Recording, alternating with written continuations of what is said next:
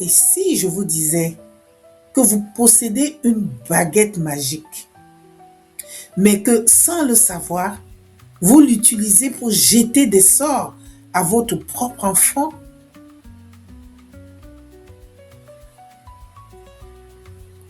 Chaque fois que vous dites à votre adolescent, tu es paresseux, tu ne feras jamais rien de ta vie, ou pourquoi es-tu si difficile? Vous ne faites pas que constater un comportement. Vous êtes en train de tracer son avenir. On appelle cela la prophétie réalisatrice.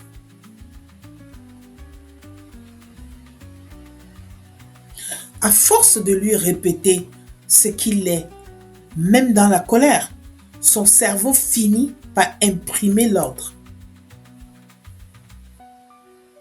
Il finit par devenir exactement ce que vous redoutez. Simplement parce que vous l'avez nommé ainsi. Aujourd'hui, je vais vous montrer comment briser ce cycle. Je vais vous expliquer comment vos paroles sculptent son cerveau et comment en changeant votre langage, vous pouvez littéralement ressusciter le potentiel de votre enfant. Restez bien jusqu'à la fin car je vais vous donner la phrase exacte qui peut tout changer ce soir. La science derrière les mots. Bonjour à toutes les mères souveraines. Ici la coach Jacqueline Happy. En psychologie, l'effet Pygmalion nous dit que nos attentes envers quelqu'un influencent son comportement. Avec un adolescent, c'est décuplé.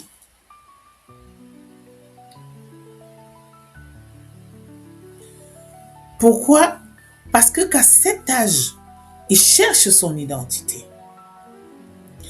Il se regarde dans un miroir pour savoir qui il est. Et ce miroir, c'est vous.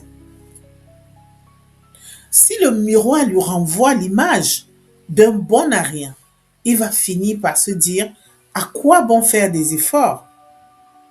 Ma mère me voit déjà comme un raté.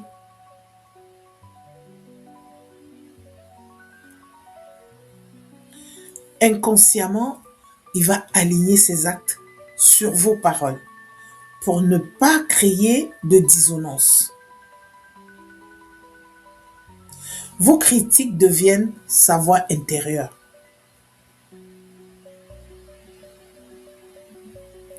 Imaginez la tragédie.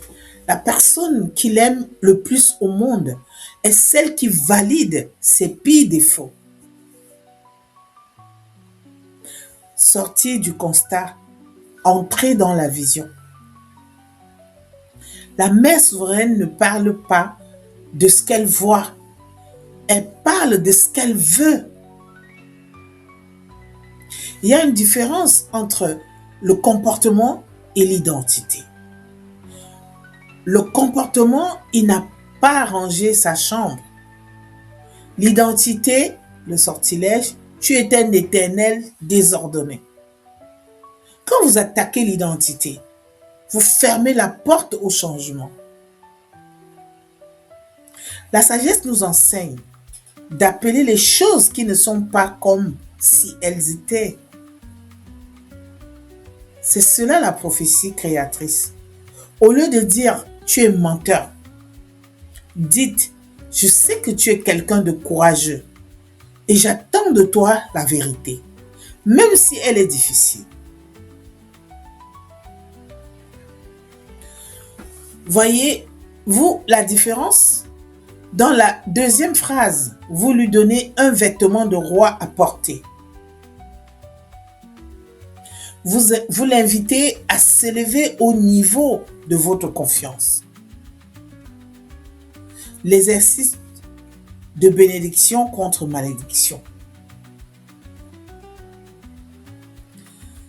Je vous propose un défi pour 7 prochains jours.